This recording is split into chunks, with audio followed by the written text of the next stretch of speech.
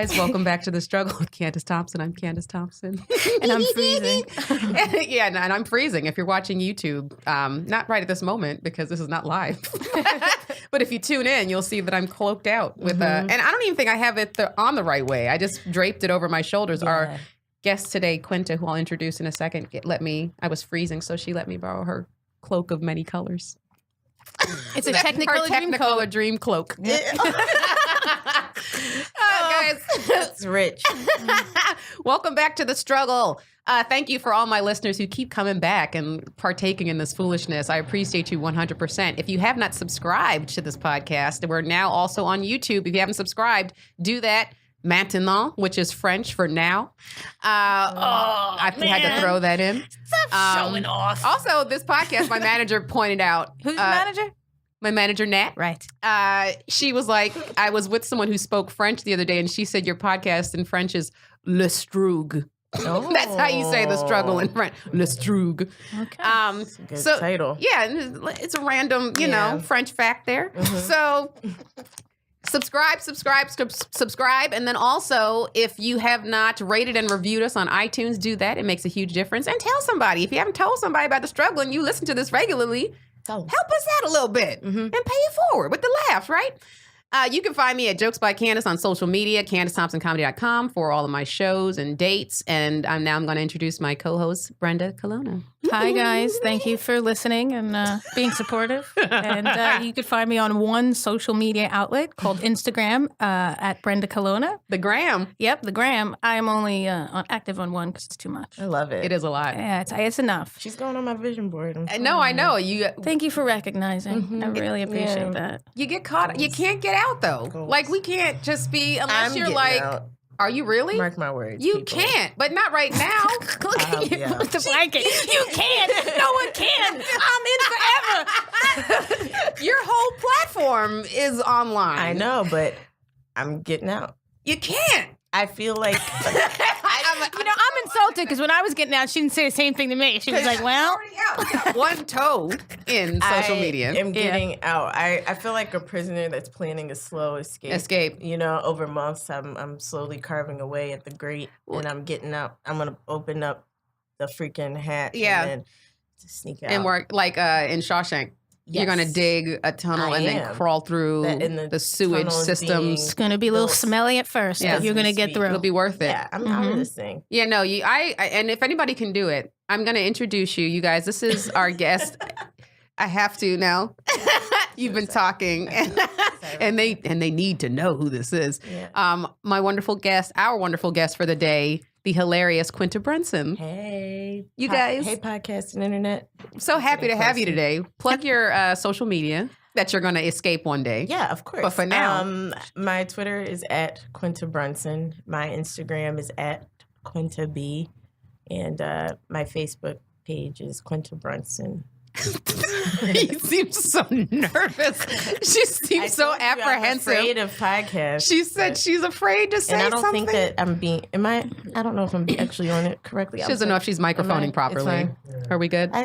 Does she need to be closer? Yeah. A little closer. Shoot it. Okay. Yeah, I have a Facebook page too. I hate Facebook. Yeah. I don't promote Facebook at all. And I don't talk about it. I put our podcast up there and that's it. I don't put anything else up on there unless it's like a special occasion for something. Creepy Caress got like 30 views today or yesterday or something. That's our web series that we did together back like a few years ago. Nice. If you guys want to watch that, it's on YouTube as well. Yeah. Right? That's youtube.com if you're unfamiliar with. Was that not okay? No, it's fine. I was hearkening back to when Quinta said youtube.com earlier.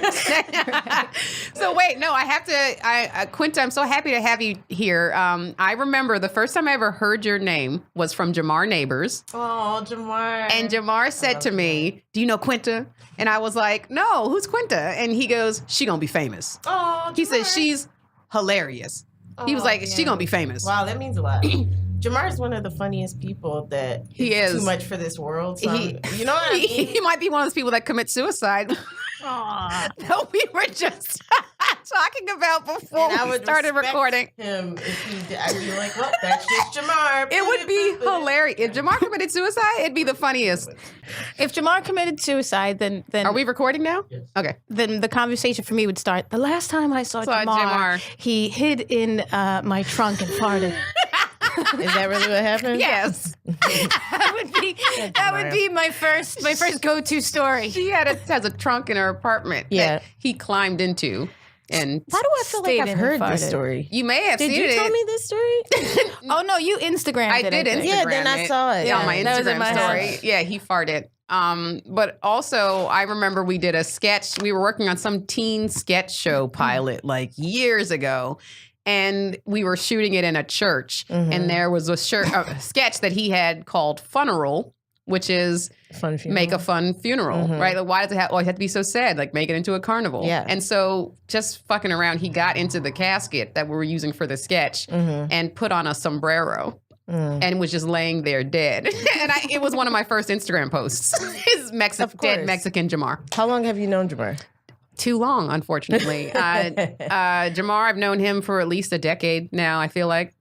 Wow. Unfortunately. Jamar's one of the first people to be really, really, really nice to me when I started doing stand-up. And it was in a way where I could tell I was like, oh, you're not being nice to me because you want to fuck me. He's just like, a genuine. You actually like me. Him and the Lucas brothers were two people, arms wide open for me when I first started because there was just a lot of like negative energy because I came over from digital and started doing stand up. But like I was funny. I'm not going to lie. People just like to just be like, you can't do stand up because you came from another world. Platform, right. Yeah. But Jamar was one of the first people that was like, you're funny and just was a good friend. If you're funny and you're talented, then what difference? Like, that's the thing is like, I don't like when it's someone who is just not funny. Yeah. If they came from somewhere else, if like they were a Vine person and they weren't funny and they were like, now I can do stand-up. And that happens a lot, so I get it. I wasn't mad at the people who were mad at me. But judge on an individual basis, not on don't put a blanket. Some people are really talented that came off those platforms, for sure. The blanket. But Jamar was for sure, like one of my earliest like Instagram posts is of me and Jamar at the Comedy Store because he was just like, he was genuine and really nice, whereas other people didn't want to say anything because they were like, I don't want to tell her that was a good set or anything like that. Right, of course. But Jamar I can't. My pride will not allow me to tell her. 100%. And Jamar doesn't have any of that, so he just... Jamar has no pride, no shame, no filter. Yeah. He's just... I'll have him on one day. We have to figure... I don't know. We had him on our old podcast, and it was kind of like, Jamar's a wild card. You don't know what you're going to get. So I have been taking my time with asking him to be a guest, but he'll be on one of these days. Yeah. But Quinta, thank you for coming so much. I'm so happy to have you here. Thank you for having me. And if you haven't checked out any of Quinta's stuff, you have Quinta versus everything, right? On YouTube. What you got, I would say probably, was it most of your following from the girl who's never, never been on a date before? That was the initial start of my following, and then which was so funny. Thanks, man. And then it continued. He got money with he got money. Everything else with like when I worked with BuzzFeed, the following grew from there, and then other social media platforms, and then stand up and sketch and all that kind of stuff. And now you currently have a project with Larry Wilmore. Yeah, with Larry Wilmore and Jermaine Fowler. That's ABC Studios for CBS. So we're waiting on hearing about that. And then more recently, I've been doing a lot of acting. I was on the show Single Parents this year. Yep. And the show iZombie. And then I wrote for a cartoon on Adult Swim that'll be out this year called Laser Wolf. And I also did some voices on that, which is really exciting. Killing it. So that was really fun. And now Black Girl Magic. And then, of course, in this industry, a bunch of other stuff I can't talk about. Of course. Yay. Of course. We'll put a pin in that, guys, listeners. All right. So I'm going to do a quick struggle. And we can discuss for a few minutes. So mine, it's tied to this industry. I am struggling with, I don't feel like I have the right amount of delusion. That is necessary. I understand that one. be super successful oh my God. in this industry. And like, because I think all of us are mildly delusional for being in this industry because to even have the idea like, oh, I'm going to make it is delusional, right? Because what are the odds of that actually happening? But as you can see, we've had some success. So it's like, obviously we had enough and not an unrealistic amount of delusion. But I feel like it is those people with unrealistic amounts of delusion who can sometimes go the furthest. Yeah. Because they don't have any idea of failing. Like it's not they can put out the shittiest product. Whereas I feel like my quality control of the products that I pull out and the content that I put out is to my own detriment because I'm like, I don't want to do this yet because it's not perfect yet. Or I don't want to, I watch some of the things that I say, it's because it's not as funny as I want it to be. So I'll take my time with perfecting it as opposed to just doing it even before it's ready. Because who's to judge what's funny, right? It's like subjective. So just because it's not where I think it necessarily needs to be doesn't mean someone else isn't going to find it funny or some industry person is going to think it's hilarious. So it's like, I feel like I'm just too strict and hard on myself. And I wish I was a little bit more delusional about myself because I would have an unwarranted confidence to allow me to say whatever, whenever, and I would not judge myself so harshly. Yeah. Period. Can you acquire delusion? Can I say what I think about that? Yeah. I don't think that delusion and motivation to win are the same thing.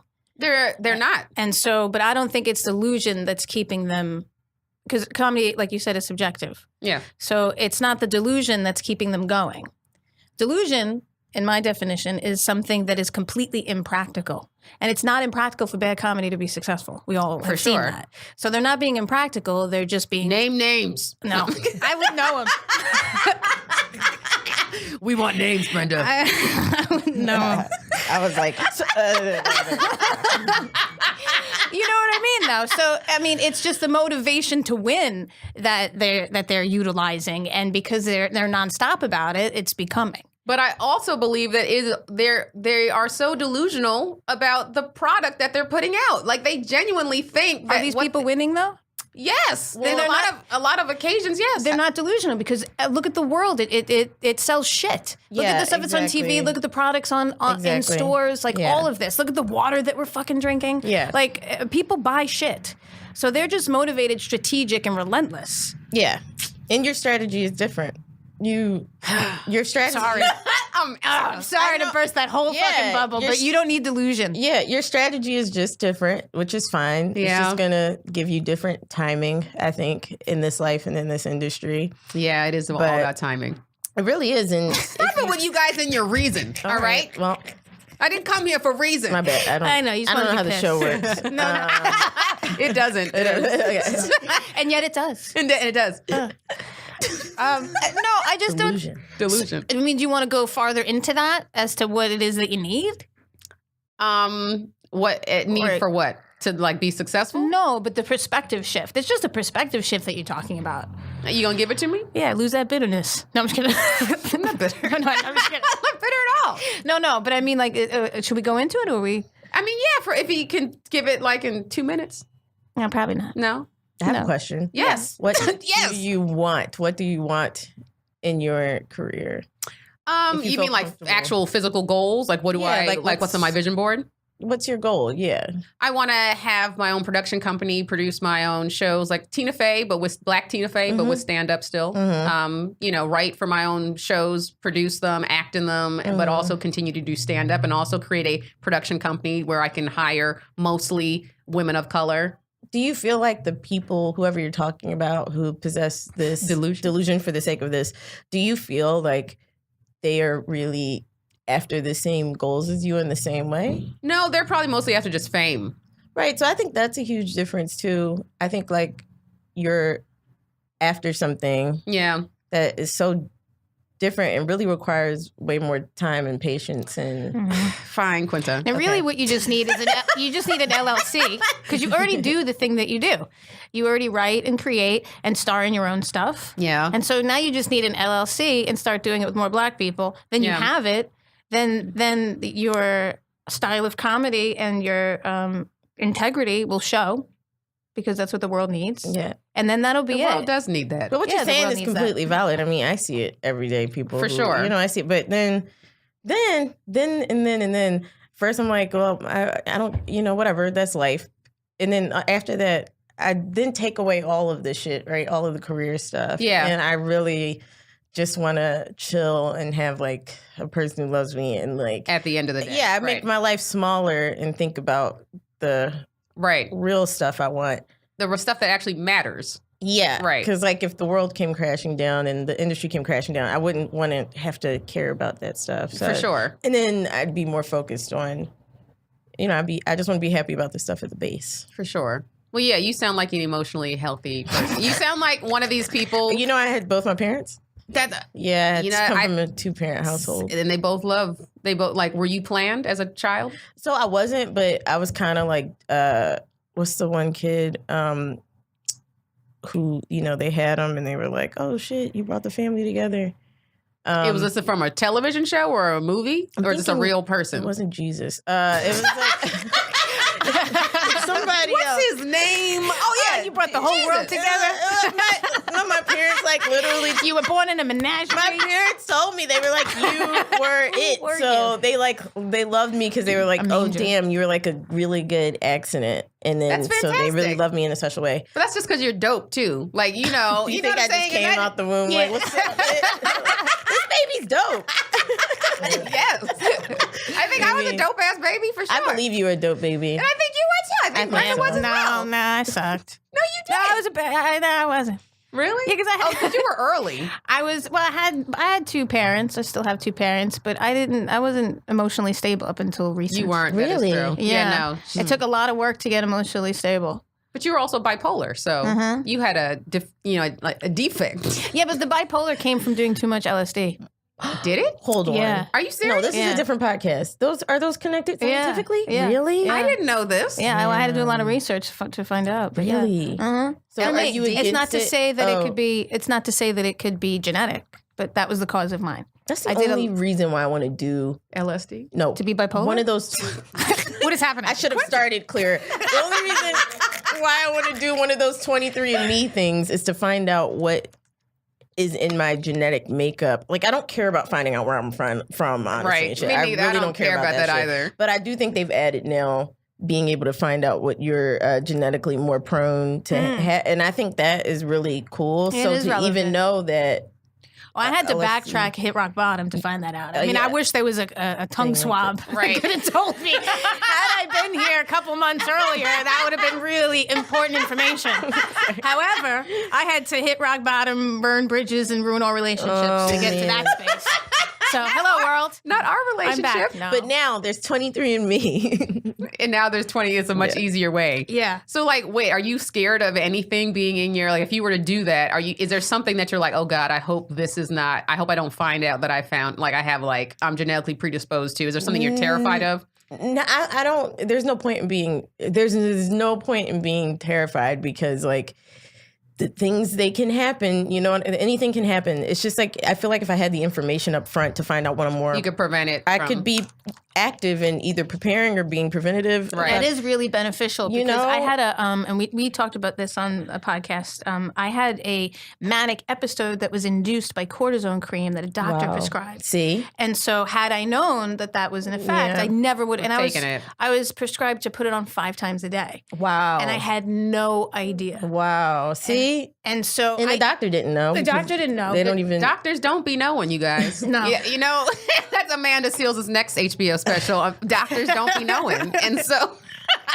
No, but I was just having this conversation with my friend Tracy Ashley because she has an autoimmune disease.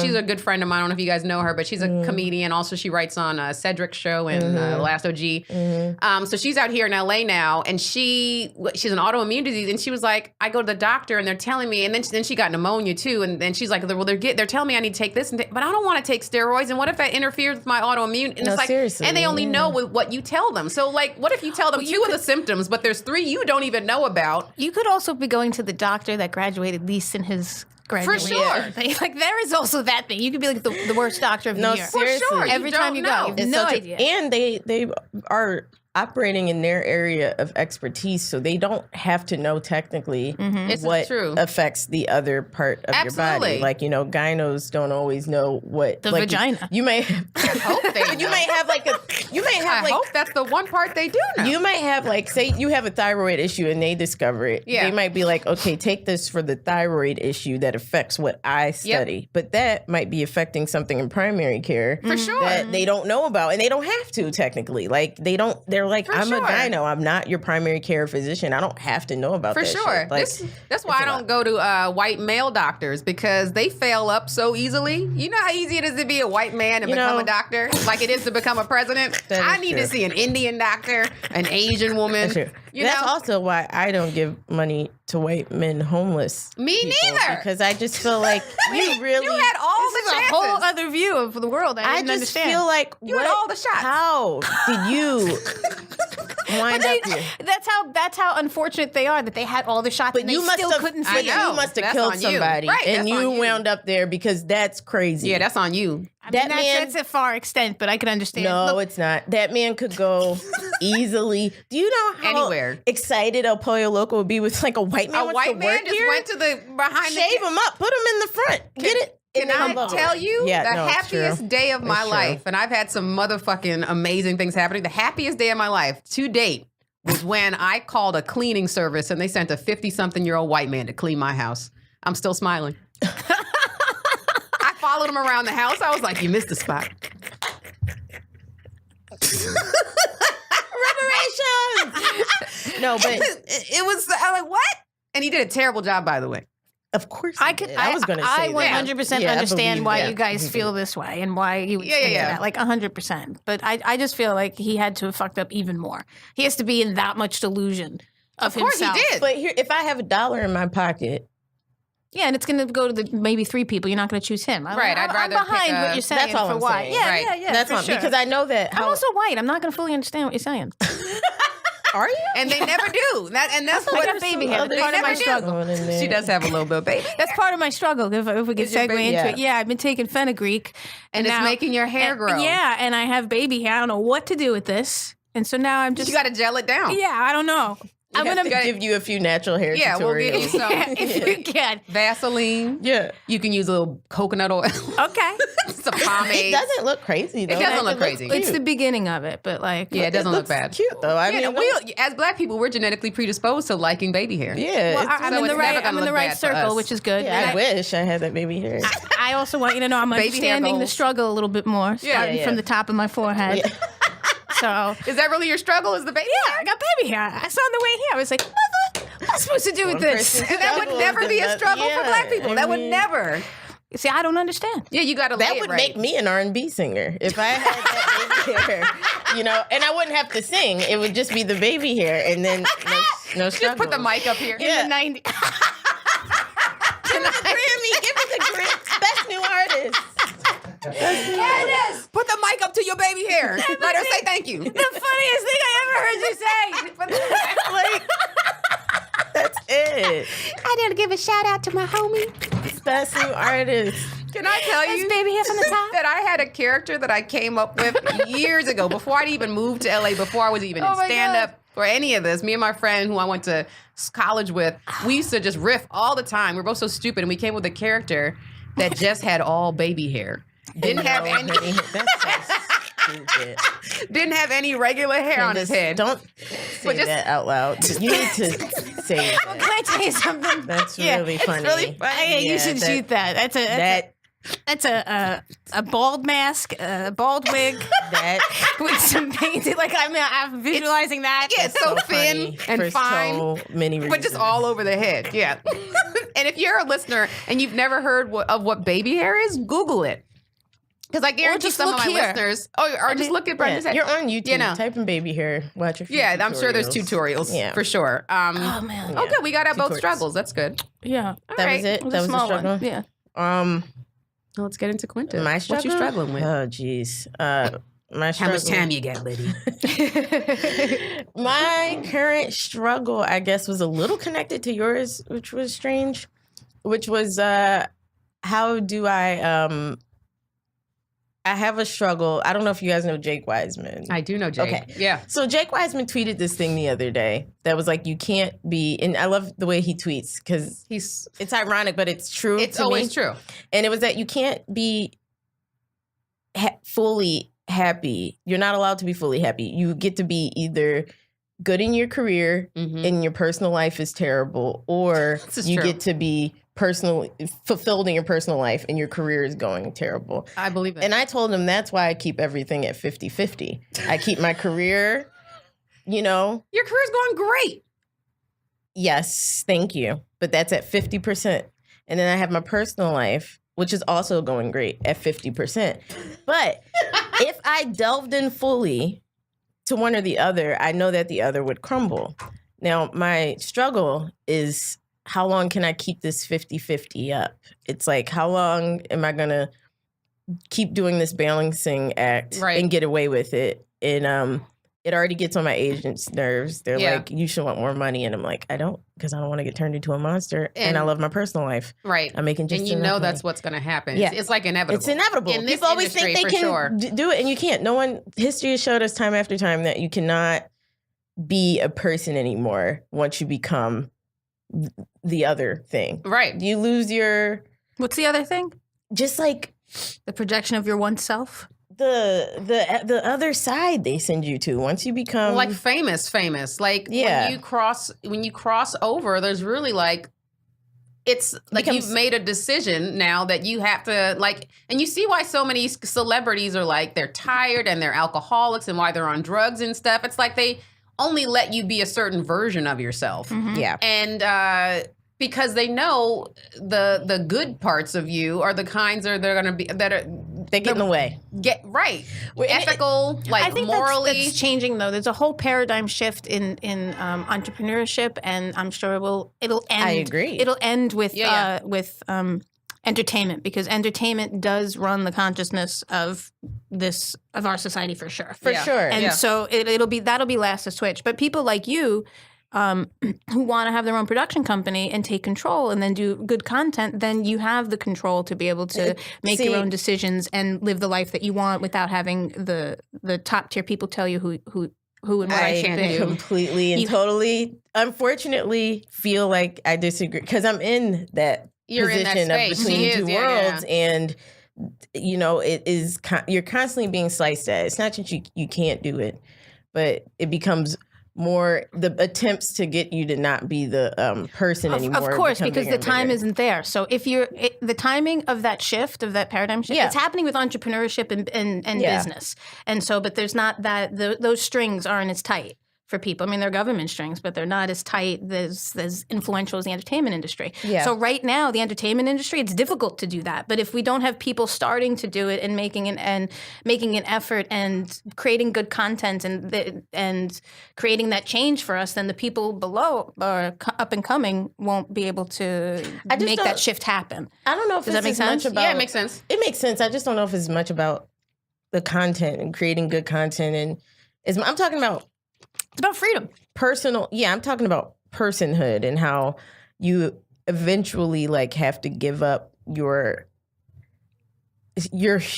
humanity, like your everyday human. What does that look like? It looks like having to... Chappelle going to Africa? It looks like... He's in an old paradigm. Let's for a second pretend like there's a new paradigm. That still exists. It's still... So even in the new paradigm, you have to still make the decision of what kind of person you want to be or how much of real person life you would like to hold on to. And I think that the engine of Hollywood has changed over and over again, from what it was in the beginning to what it is now.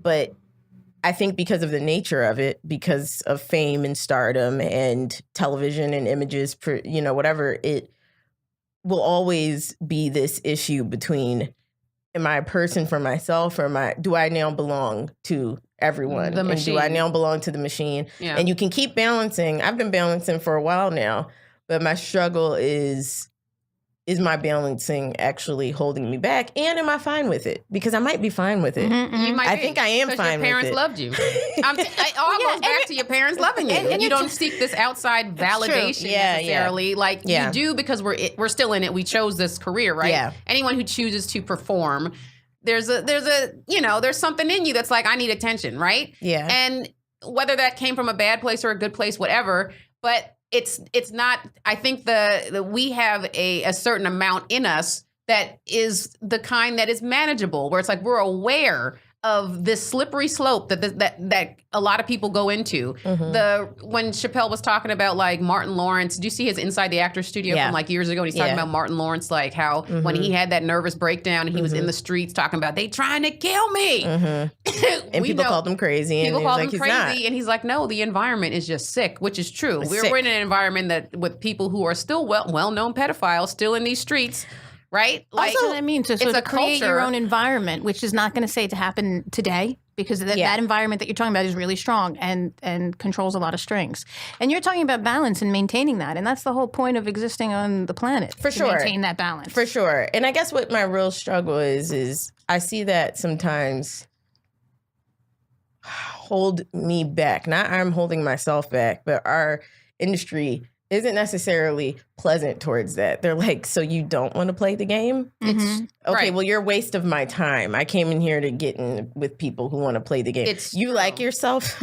That's a waste of my time, you have self-respect? Oh, my God. I'm sorry. I was looking for Go become a nurse. Like, they are like, why are you here? So I guess my struggle is like, how comfortable am I with that? It's something I've been like reflecting on lately. And as I go into environments, I was just at a party last night and I watched it happen to myself and a friend of mine who is also in the same boat, but in music. She's she's doing well in her career in music, but I watched her get the same kind of energy from her. And then people are like, wait, you got here by respecting yourself? I'm like, what?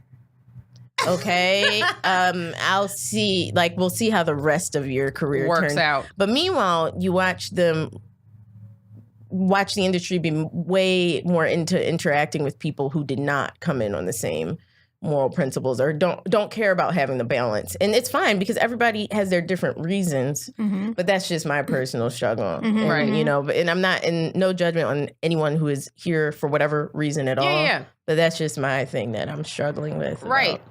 Well, that's part of the reason why I left, too, because I didn't want to... Yeah, you were saying that. Yeah, like I left because I found a sense of contentment and I wanted to stay with that. And I didn't want to... I had the contentment. Manager kept telling me to put me in a box. Yeah. And I couldn't define what that box was because I was one box one day and one box another. And I showed different sides and I didn't know, where to really structure my act. The industry doesn't understand complex characters and humanity is complex. Right, but they don't.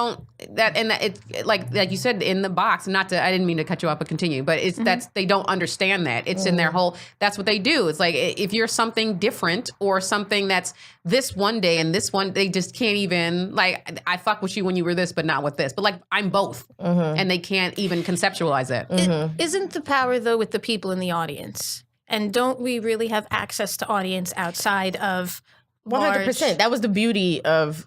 That YouTube. Became the being beauty able to do it on your own. Yeah, I mean, right. I've come up in that completely. I wouldn't trade it for the world. I wouldn't be here if it weren't for the internet because I wouldn't have been able to make it. I would have been like, I don't want to be a part of this. I would have been like, fuck it. Like, I don't want to do this.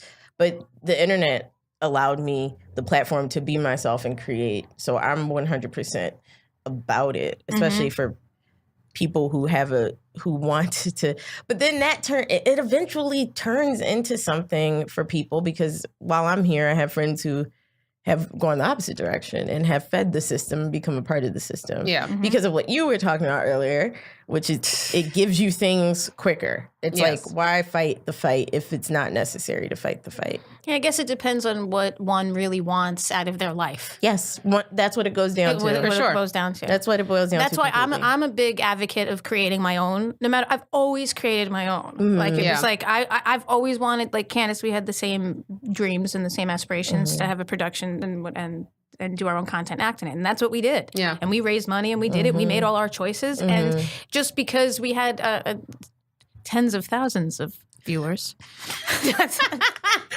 Just because one of those sketches is up to 70-something thousand views. Yeah, for sure. So, and that's interesting. One of them, Creepy Caress, guys, on YouTube. In my world, in my reality, I got to run, act, and direct in my own television series or my own series of sketch. And I just keep doing that on all different types of platforms, and I keep finding happiness. Yeah. And the stuff that I create is always catered to the goals that I want to do. Like this nonprofit that is of all artists, it's like because I have a desire to get up on stage and play like a rock star. And so I'm going to create, a platform where people can come and we fundraise. And damn it, I'm going to be playing guitar sometimes. And I'm going to do it. And I'm going to fulfill it.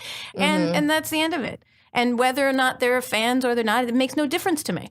Because at the end of the day, it's just a desire that you have to fulfill. And then once you fulfill it, you realize that you weren't really as fulfilled as you thought you were going to be. And then you search for soul contentment. Yeah. And so that's what it sounds like you're at the process of hitting that glass ceiling of where is my soul contentment? Yeah. Yeah.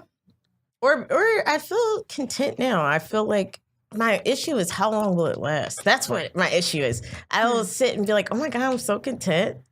And then I'll go out into something. And I'm like, oh my God, is this not going to be allowed to last forever? Because that would really fucking suck.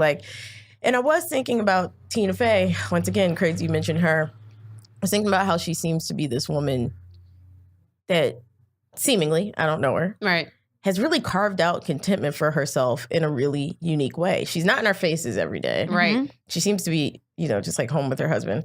And just out the mix, and that would be an ideal situation for me. Out the mix, but still very much in the mix. I'm sure she had to play the SNL game. 100, she did. She did that. She chose to play the game. Yeah. That's a choice. You either play the game for as long as you can until you get so good that you can make your own decisions, or you make your own decisions, become so good that you could keep making your own decisions, and the network needs you because you're bringing numbers and money.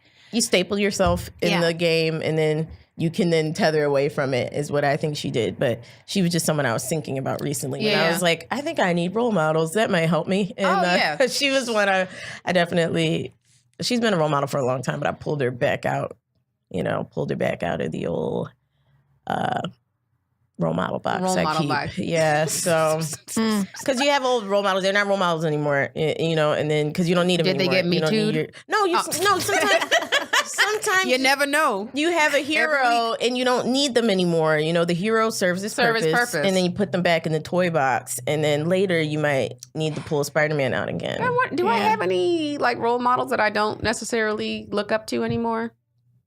You probably do. I'm sure I do. I just don't think I've ever given any thought to it. Yeah. But because Tina Fey's been on my vision board, I have my Maya Rudolph is on there. And she's great. I love Maya Rudolph. I got Flight of the Conchords, Jermaine, and Taika Waititi is up there. Jermaine. For some reason, not Brit. Fowler?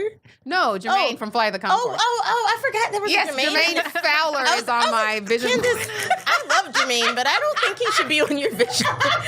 I love Jermaine so much, but I don't think he should be on your vision board. Allow me to come in and edit. I'm going to edit your vision board. I'm just going to switch some things around, Candice. Everyone needs an editor.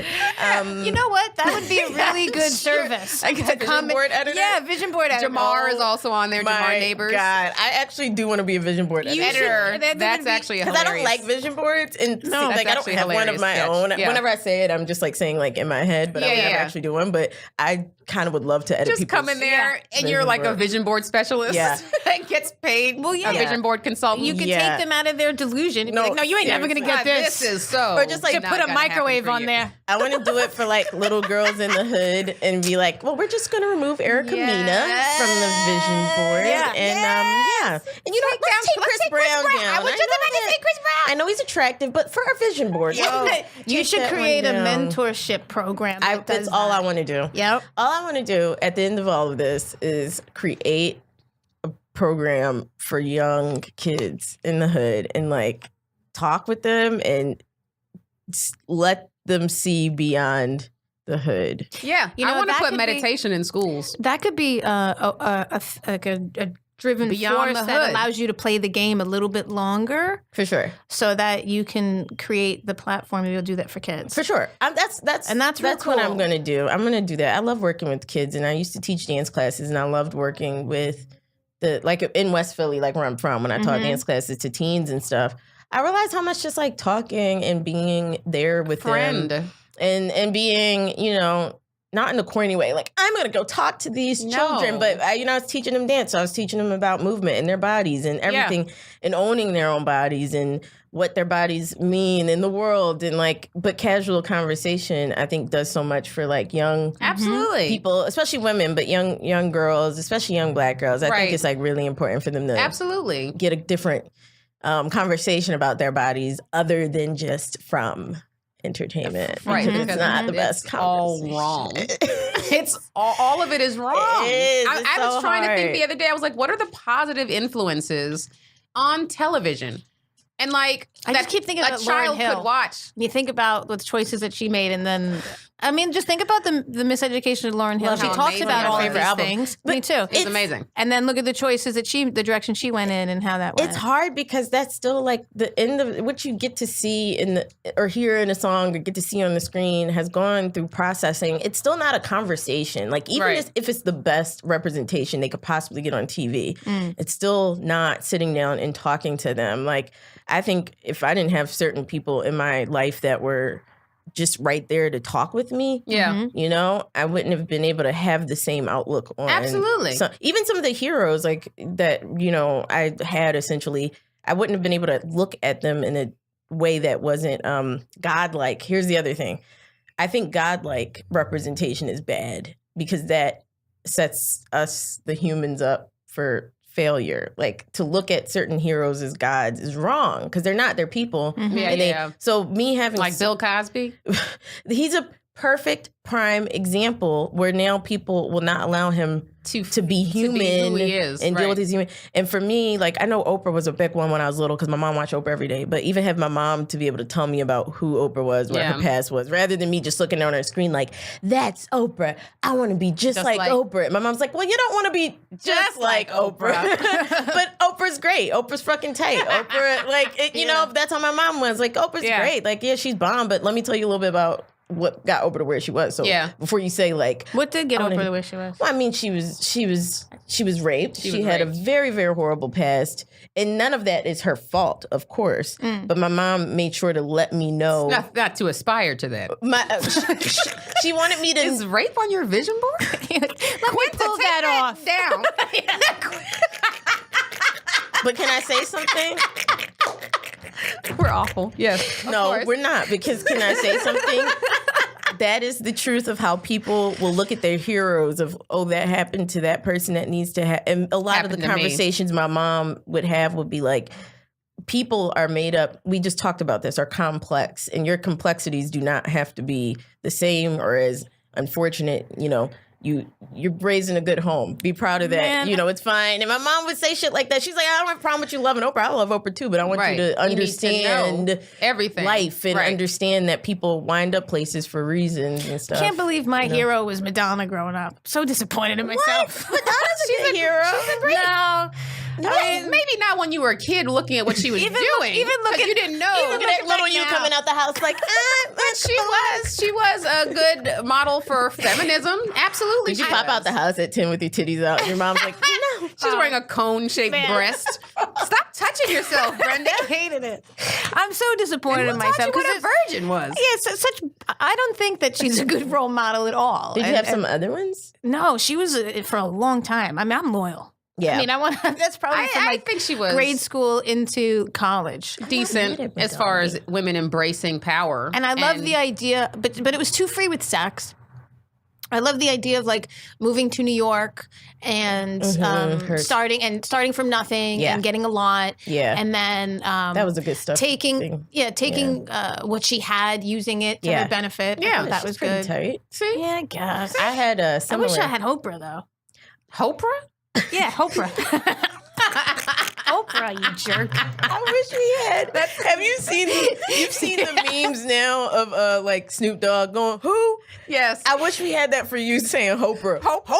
Oprah? And the screen goes in. Oprah. That's all I want. I could retire after I become a meme. Really? Yeah, just because. See, according to that, I should retire. I should have been retired years ago. I was thinking, you've been memeable. Now we're talking about heroes who I pulled out of the. So Marilyn Monroe, I don't know what happened, but she became ninth grade. I don't know. I went to an art school. They were teaching us too much. She became a huge hero. They would teach us too much. They did. Art schools are someone stupid. Art schools are out of control. Like they're throwing a lot at you, and before you know it, like your hero is just like, it's like, I love Frida Kahlo, and it's like a lot of stuff in her life where you're like, okay, well, but I loved it, but. Marilyn Monroe became one for me. And then I let her go because I was just like, I don't need Marilyn Monroe anymore. And then I pulled her back out of the toy box recently. Recently? I found out that she had written an autobiography. And I was like, ooh. She wrote? So it's a bunch of diary entries that someone put together. I thought that diary's gone. No, they have it. And the person strung it together. It's not finished, which is really cool. I like it. Yeah. But it's all these entries that she wrote. And I mean, just fantastic. And everything shot JFK in there? No. But everything I was talking about earlier about balance and stuff and like and womanhood and stuff that she was going through in her life. And she was bipolar.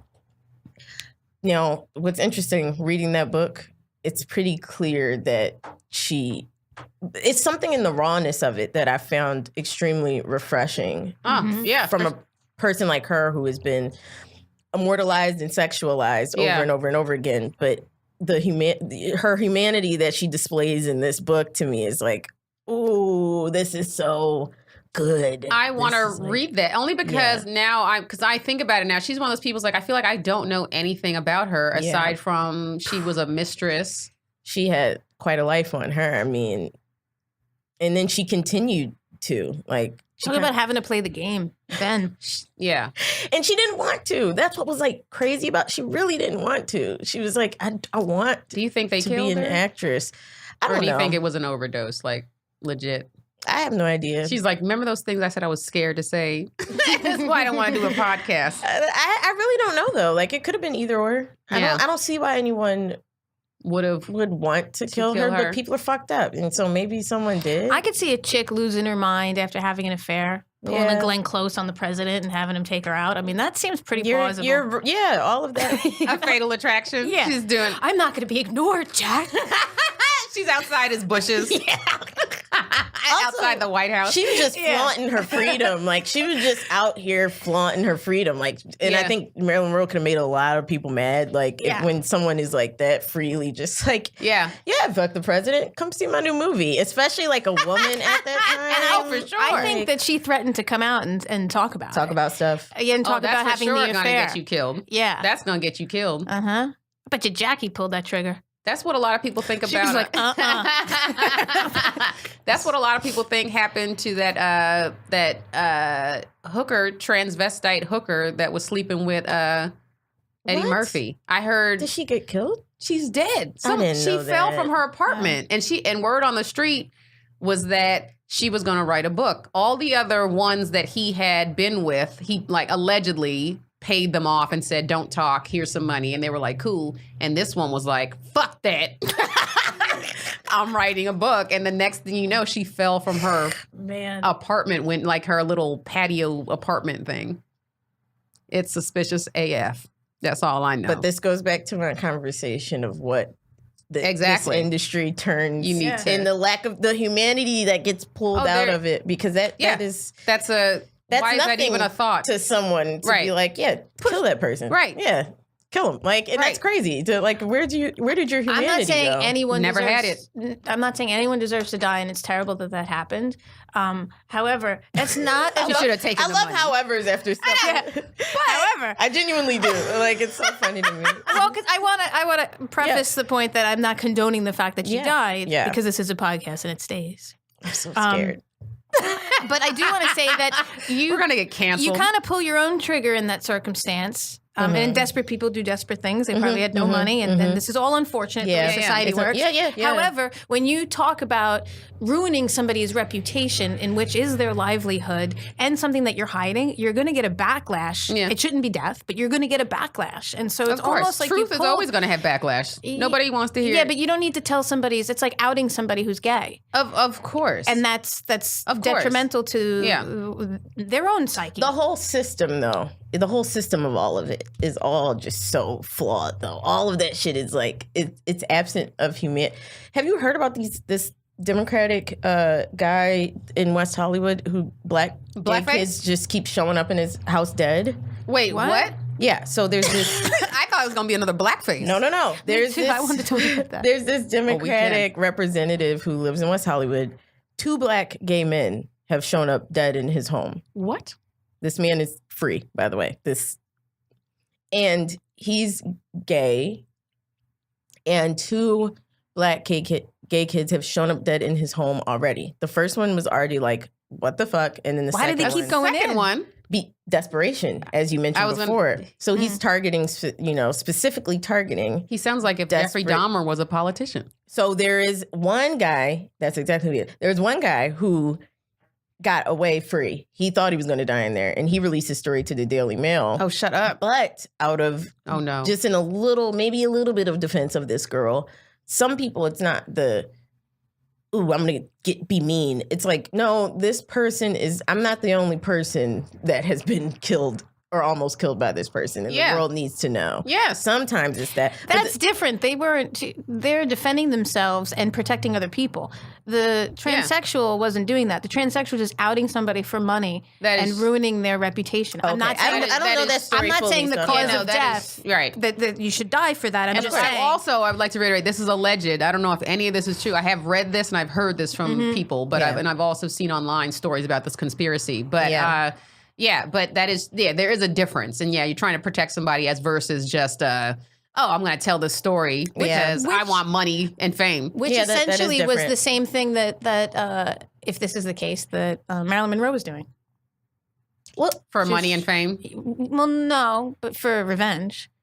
She was going to out the president. I'm sure he said, "Bitch, keep this quiet." Has that been written? Quiet? Of course. Huh? I feel like I don't know the story of her. That to me was all like alleged. From what I know, it was never on record that Marilyn Monroe planned to do a tell-all. It was just known. That came out way after she passed away. After she passed away. It was kind of like it came out that she was just suicidal and committed suicide and had a drug overdose. And that was for a long time. People didn't believe it, the people that were around her. Yeah. And then her diary was gone. Yeah. And then after, people were investigating, they found out that, putting pieces together, that she was about to be public about the relationship because she fell in love with the president. And it was justified by how she sang happy birthday to him in front of his wife. Because it was like, all right, that is a very delusional, rude as fuck, and is really delusional. That was rude as fuck. I mean, it was hilarious. It is hilarious. But imagine if that was you. Imagine if you were Jackie O.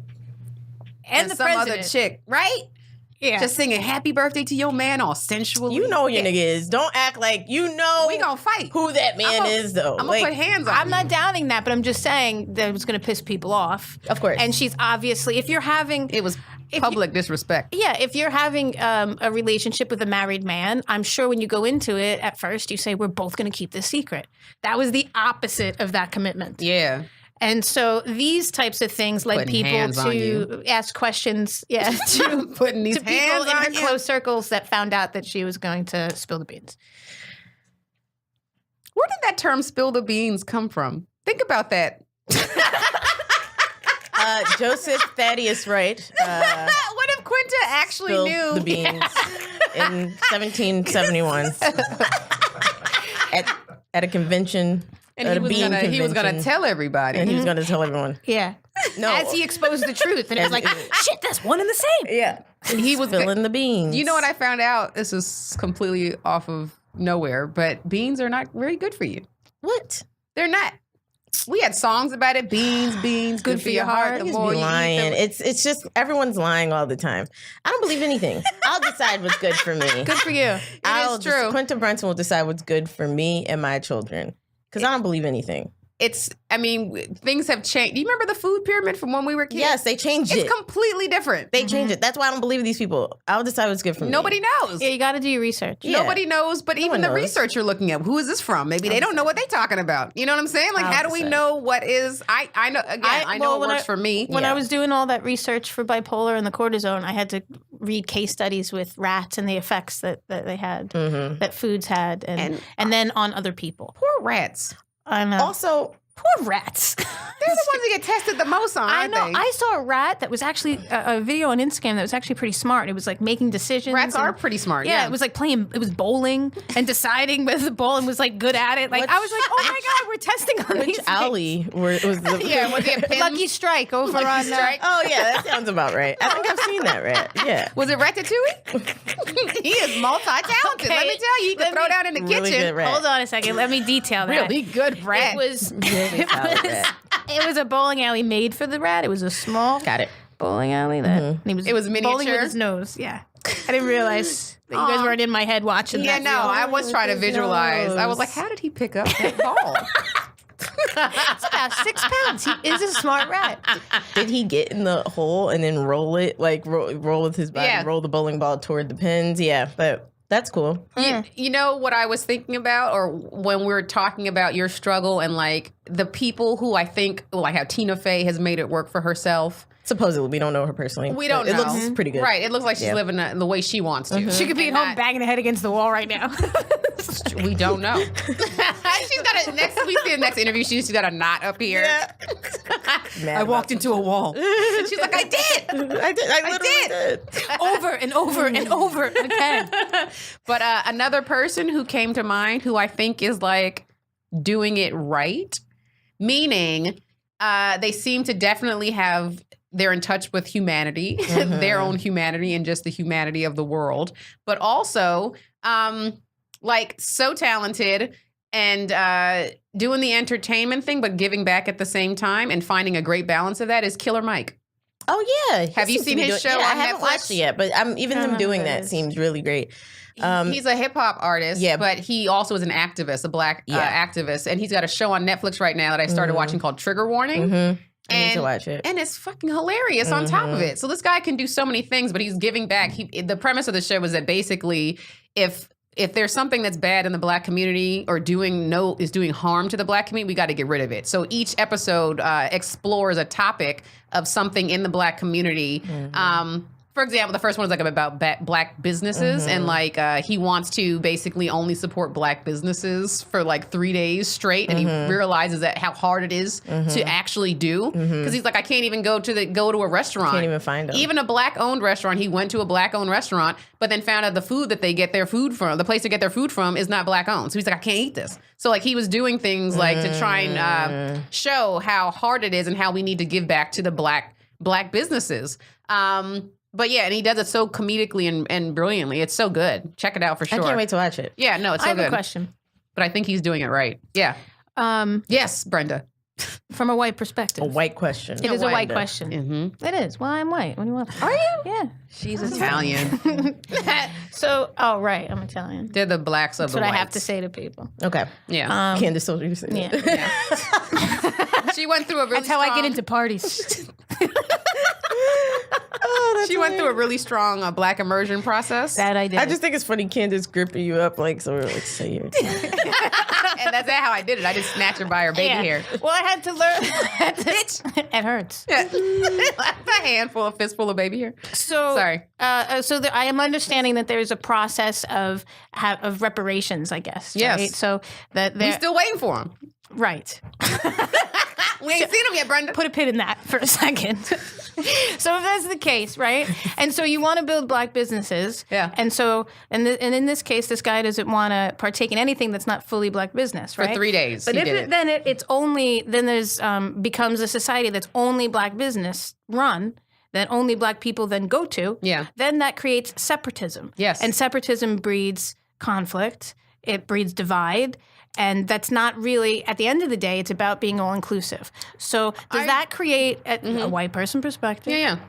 Does that create even more? Wrong perspective. There are white people that listen to this. You are I'm alienating. kidding. Continue. Well, I was kidding too. Of course. I just know where to go with that. I killed my train of thought. Come on. My point is separatism and unity is the goal. Yeah, so is that... Yeah, of course, but there's something that's... ruining the main goal, basically. Yeah, I think that every culture... Like, you could say that about Jewish people. We're in Koreatown right now. I agree with every culture. I think that it's wrong as a whole. What I think the focus is for that, though, right, is that we'll get to that later.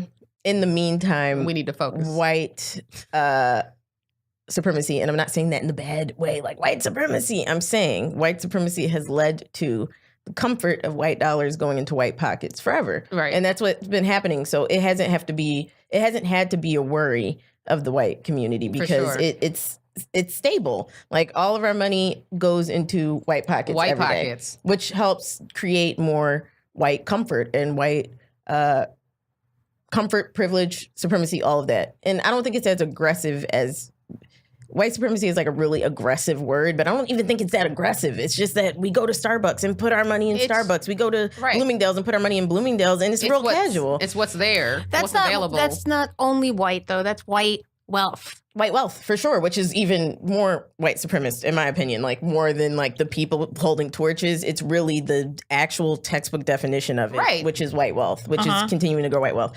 Whereas if we were to put more money into the pockets of other businesses that are not helping support white supremacy, which is dangerous to so many other people, we could even out the scales. Instead of, it's not that, I don't think some people who are extremist and rightfully so, like the Black Panthers. Did you say whitefully so? Right, did I?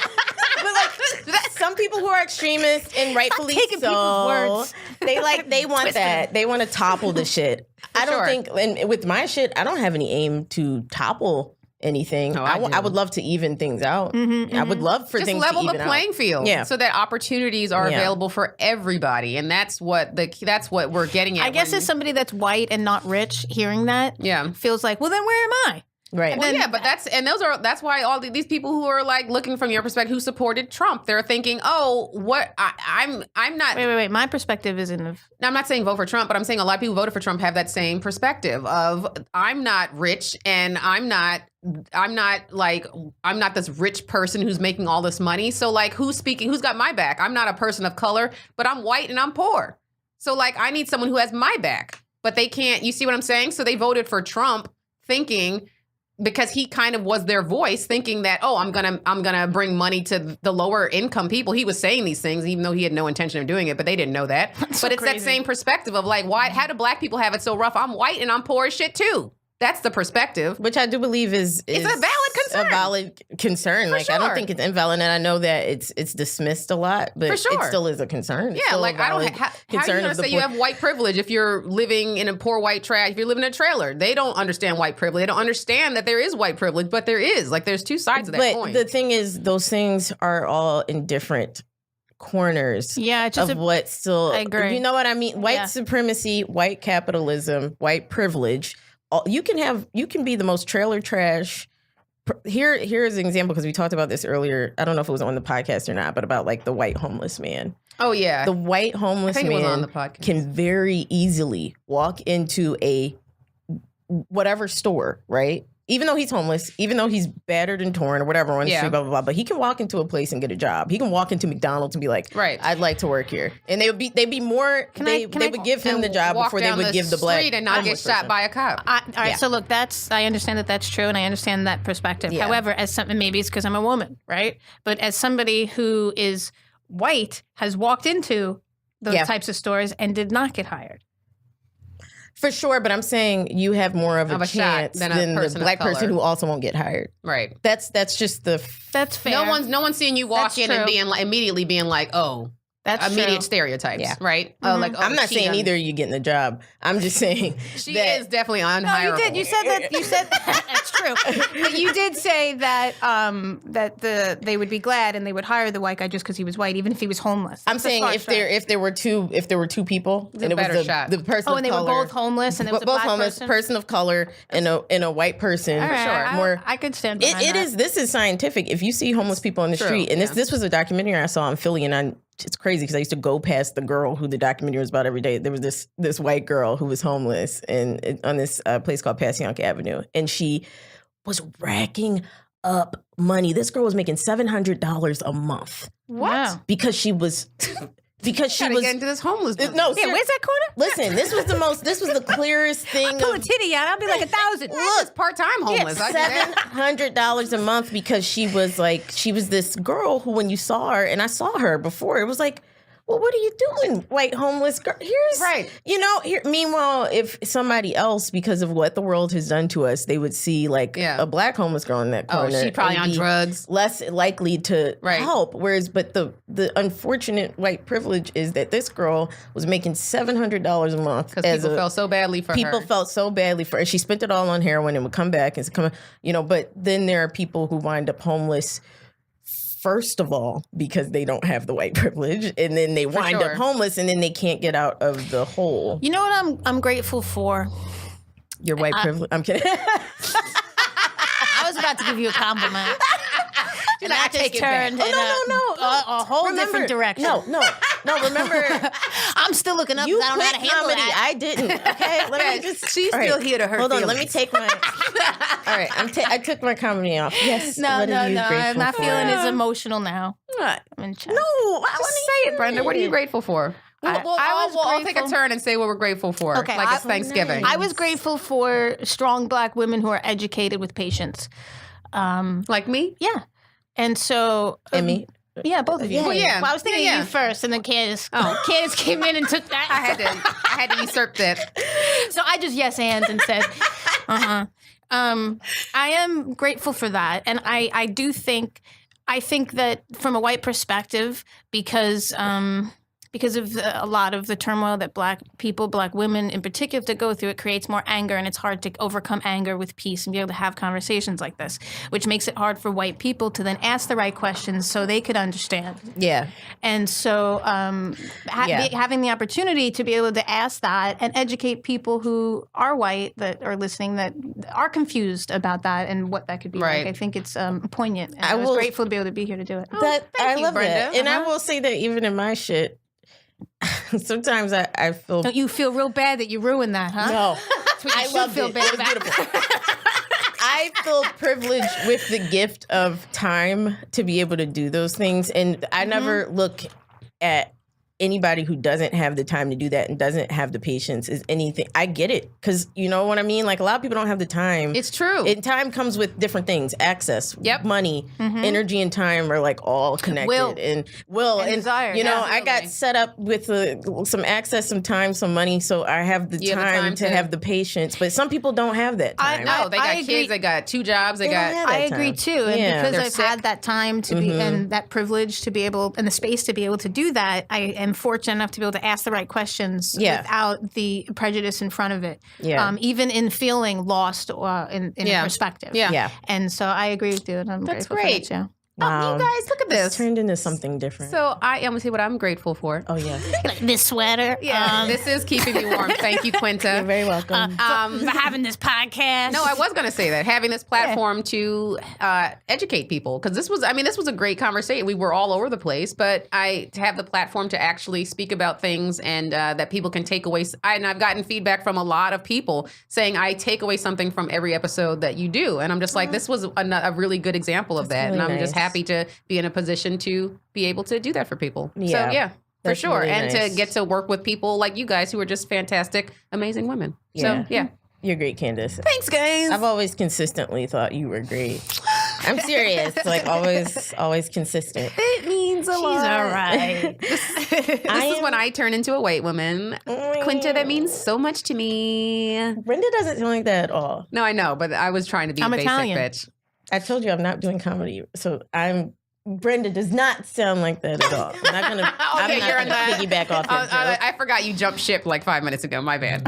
Unfortunately, we have to wrap this up, and it makes me so sad. I didn't get to say what I was grateful for. Oh, I thought that's what you just did. Did I? What'd I say? Yeah, you to have the time, the privilege of time. I've never said. I thought that. Yeah. Oh, yeah. Then that's it. No, that's it. I'm grateful for the time. No, I'm. That's true. The world could use a lot more gratitude. Yeah, I thought that. I'm grateful for I'm grateful for the day. I'm grateful for like good friends to help through hard times.